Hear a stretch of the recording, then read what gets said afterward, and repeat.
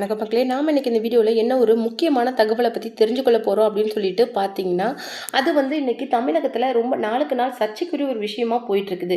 இணையதளத்தில் ரொம்ப வைரலாக போயிட்டுருக்கிற இந்த விஷயத்தை பற்றி தான் நாம் இந்த வீடியோவில் தெரிஞ்சுக்கொள்ள போகிறோம். அது மட்டும் கிடையாது, இந்த முக்கியமான விஷயத்தில் நிறைய ஒரு விஷயம் என்ன அப்படின்னு சொல்லிட்டு பார்த்தீங்கன்னா, தவிக தலைவர் விஜயோட மனைவியான சங்கீதா விஜய் செங்கல்பட்டு குடும்ப நல நீதிமன்றத்தில் கொடுத்துருக்கிறது விவாகரத்து மனு இன்றைக்கி தமிழக அளவில் ஒரு சர்ச்சைக்குரிய விஷயமா இருந்தாலும், இதுக்கு பின்னணியில் நிறைய செயல்பாடுகள் நடந்திருக்குது அப்படிங்கிற ஒவ்வொரு தகவலும் நாளுக்கு நாள் வெளியாகிட்டே வருது. அந்த நிலையில் இதை இன்னைக்கு ரிலீஸ் ஆயிருக்க ஒரு முக்கியமான விஷயம் என்ன அப்படின்னு சொல்லிட்டு பார்த்தீங்கன்னா, இந்த விவாகரத்து கேஸ் சங்கீதா விஜய் கேட்டிருக்காங்கல்ல, இதுவே ஒரு பிளான் அப்படிங்கிற மாதிரி சொல்லியிருக்காங்க. என்ன அப்படின்னு சொல்லியிருக்காங்கன்னா, கிட்டத்தட்ட தன்னுடைய அப்பா அம்மாவான ஷோபா சந்திரசேகர் 2 பேர்கிட்டையுமே தன்னுடைய வருமானத்தை அவர் இப்போ விஜய் கொடுக்கறதில்ல. எல்லா வருமானத்தையுமே லண்டனில் இருக்கிற தன்னுடைய மாமனார் கிட்ட தான் கொடுத்துட்டு வந்துட்டு இருக்கிறாராம். இன்னைக்கு அதனுடைய கணக்கு வழக்கை கேட்கும் போது தான் இந்த விவாகரத்து பிரச்சனையே ஆரம்பிச்சிருக்குதான். அதுதான் இன்னைக்கு தகாத நடிகை கூட திருமணத்தை மீறிய தகாத உறவுல இருக்கிற அப்படிங்கிற மாதிரி திருப்பி விட்டுருக்குறாங்க. இது எல்லாமே ஒரு ப்ரீ பிளான்டு. விஜயை பழிவாங்கணும் அப்படிங்கிற முழு நோக்கத்தோடு தான் இன்னைக்கு சங்கீதாவோட பேரண்ட்ஸ் செயல்படுறாங்க அப்படிங்கிற மாதிரி ஒரு புதிய தகவல் நமக்கு தகுந்த வட்டாரங்கள் தெரிவிச்சிட்டு வராங்க. இது என்ன அப்படிங்கிறத பற்றின முழு தகவலை நம்ம தெரிஞ்சுக்கொள்றதுக்கு முன்னாடி நீங்கள் நம்ம சிபி ட்ரெண்டிங்க்கு புதியவராக இருந்தால் மறக்காமல் நம்ம சேனலை சப்ஸ்கிரைப் பண்ணி ஃபாலோ பண்ணிக்கோங்க. வாங்க வீடியோக்குள்ளே போகலாம்.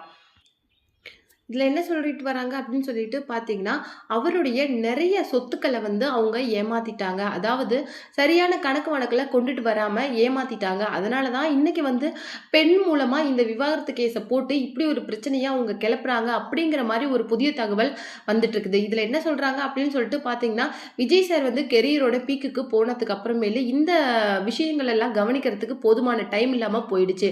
அதனால் கிட்டத்தட்ட இப்போலேருந்து 10 இயர்ஸுக்கு முன்னாடியிலேருந்து இந்த மொத்த கணக்கு வழக்கையும் தன்னுடைய மனைவி மற்றும் அவருடைய மொத்த ஃபேமிலி தான் கவனிச்சிட்டு வராங்களாம். இந்த நிலைமையில அவங்களுடைய இந்த கவனிப்பில் ஏதோ ஒரு தப்பு நடந்திருக்குது. அதை தவிக தலைவர் விஜய் கண்டுபிடிச்சிட்டாரு. அதை ஏதோ கேட்க போய் தான் அவங்க நீங்க மட்டும் ஒழுங்கா, நீங்க மட்டும் ஏதோ ஒரு நடிகை கூட தவறான உறவுல இருக்கிறீங்க அப்படின்னு சொல்லிட்டு இந்த மாதிரி பேச்சுவார்த்தைகள் அவங்களுக்குள்ள போயிட்டு இருக்குது. இது கிட்டத்தட்ட ஒரு 2-3 இயர்ஸ்க்கு மேலேயே இந்த விஷயங்கள் போயிட்டு இருக்குது.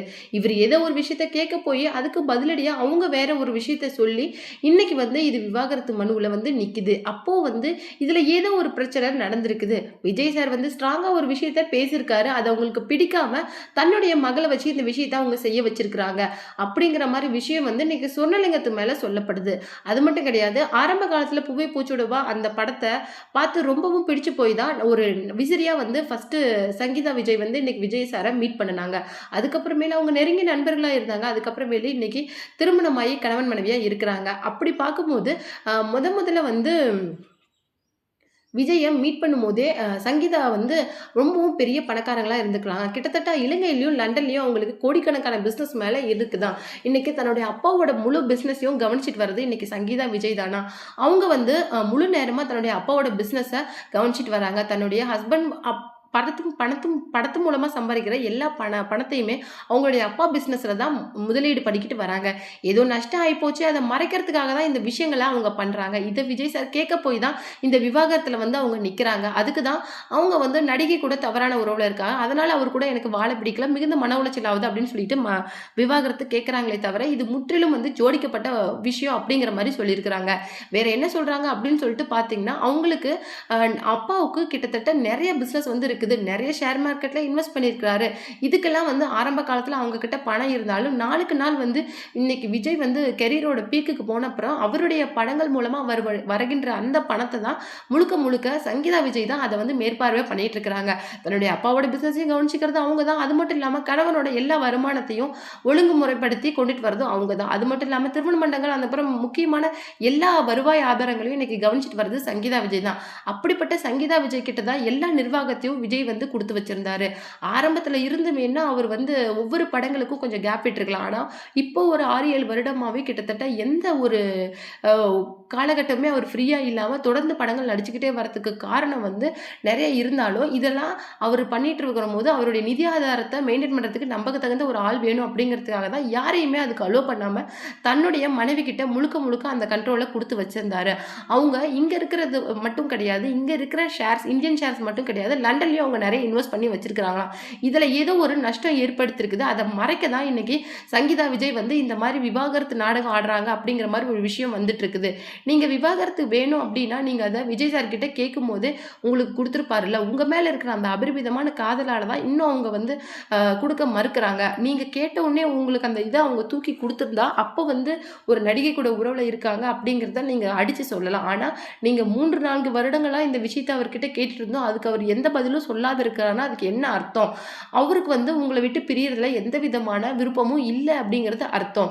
எந்த பிரச்சனை நடந்தாலும் அது உட்காந்து பேசினா சரியாகிடும். ஆனா, அது ஏதோ ஒரு விஷயத்த ஒருத்தர் மறைக்க போயி, அது வந்து இந்த மாரி தப்பான ஒரு இதா வந்துட்டா, இன்னைக்கு உங்க 2 பேருக்கும் உள்ள அந்த பிரைவேட்டான விஷயம் ஒரு நடிகை கூட அவர் உறவுல இருக்கிறாரு அப்படிங்கிற எல்லா விஷயமே இன்னைக்கு பொது வெளியில வந்ததுக்கு அப்புறம், இது எவ்வளோ பெரிய தர்ம சங்கடத்த அவருக்கு 4 பேர் முன்னாடி ஏற்படுத்தும் அப்படிங்கிற விஷயத்த உங்களுக்கு தெரியாமயே போயிடுச்சு. நீங்க இந்த மாரி பண்ணன விஷயத்தினால நாளைக்கு 2026 எலக்ஷன்ல இந்த பிரச்சனை வந்து ரிஃப்ளெக்ட் ஆகுறதுக்கு அதிகப்படியான சதவீதங்கள் இருக்குது. அதாவது அதிகப்படியான வாய்ப்புகள் வந்து இருக்குது. இதுக்கு வந்து காரணம் ஆளும் தரப்பினர் அப்படிங்கிறது ரொம்ப ஸ்ட்ராங்கா இருக்குது. அதாவது டிசம்பர் 5ஆம் தேதி 2025 அவங்க போட்ட இந்த மனு வந்து இன்னைக்கு 2026, 24ல எடுத்து பெருசா ஆக்குறதுக்கான காரணம் என்ன? இது எலக்ஷன் வரைக்கும் போகணும். இதுலயே எல்லாரையும் பிஸியா வச்சுக்கணும் அப்படிங்கிறது தான். இன்னைக்கு நீலாங்கரை வீட்ல வந்து என்ன அனுமதிக்க மறுக்கிறாரு அப்படின்னு சொல்லிட்டு சங்கீதா விஜய் வந்து தன்னுடைய 2வது மனுவ கோர்ட்ல அனுப்பியிருக்கிறாங்க. இதுக்கு வந்து காரணம் என்ன அப்படின்னு சொல்லிட்டு பார்த்தீங்கன்னா, லண்டன்ல குடியுரிமை இருக்கிற அவங்களால இங்க வந்து தனியா எந்த சொத்துக்களும் வாங்க முடியாது.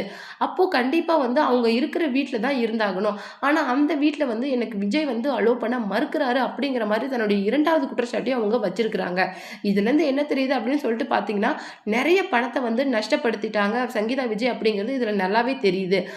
அதனால தான் அத ஏதோ மறைக்க போய் தான் இன்னைக்கு அவங்களுடைய மொத்த ஃபேமிலிய காப்பாத்துறதுக்காக கணவன் கிட்ட இருந்து விவாகரத்து கேட்கறாங்க, ஜீவனாம்சம் கேட்கறாங்க அப்படிங்கிறது இதுலேருந்து ரொம்ப நல்லா தெரியுது. இது வந்து சங்கீதா விஜயோட பேரண்ட்ஸோட தூண்டுதலின் பேர்ல தான் இந்த விஷயம் நடக்குது அப்படிங்கிற ஒரு தகுந்த தகவல் வந்து இப்போ கிடைச்சிருக்குது. இதுலேருந்து நமக்கு என்ன தெரியுது அப்படின்னு சொல்லிட்டு பார்த்தீங்கன்னா, முழுக்க முழுக்க இந்த எலெக்ஷனை நோக்கி அவர் நகர்ந்துகிட்டு இருக்கிற இந்த டைம்ல வர எல்லா விஷயங்களையுமே அவரை அப்படியே ஆட்டம் காண வைக்கிற மாதிரி தான் இருக்குது. ஆனால் அவரே வந்து ஒரு பரப்புரையில் என்ன சொல்லியிருக்காரு அப்படின்னு சொல்லிட்டு பார்த்தீங்கன்னா, இது பெரிய விஷயம் இல்லை அப்படிங்கிற மாதிரி சொல்லியிருக்காரு. அதாவது இப்போ தமிழகம் போயிட்டு இருக்கிற இந்த நிலைமையை கம்பேர் பண்ணும்போது என்னுடைய விஷயங்கள் இதை காட்டிலும் பெருசு கிடையாது. எனக்கு வந்து இப்போ உங்களுக்கு என்ன அண்ணா அண்ணான்னு கூப்பிடுற உங்களுக்கு, அது ஒரு தம்பியா இருக்கட்டும் தங்கையா இருக்கட்டும், என்ன அண்ணான்னு கூப்பிடுற உங்களுக்கு நான் ஏதாவது செய்யணும், தான் உங்களுக்கு செஞ்சுட்டு போகணும் அப்படிங்கிறதா என்னுடைய முழு கவனமுமே எனக்கு இங்கே தான் இருக்குதே தவிர, அதுக்காக என்னுடைய சொந்த வாழ்க்கையில் நடக்கிற ஒரு விஷயங்கள் எனக்கு பெரிய பொருட்டா எனக்கு தெரியல அப்படின்னு சொல்லிட்டு ஓப்பனாக அந்த மனுஷன் வந்து சொல்லியிருக்கிறாரு.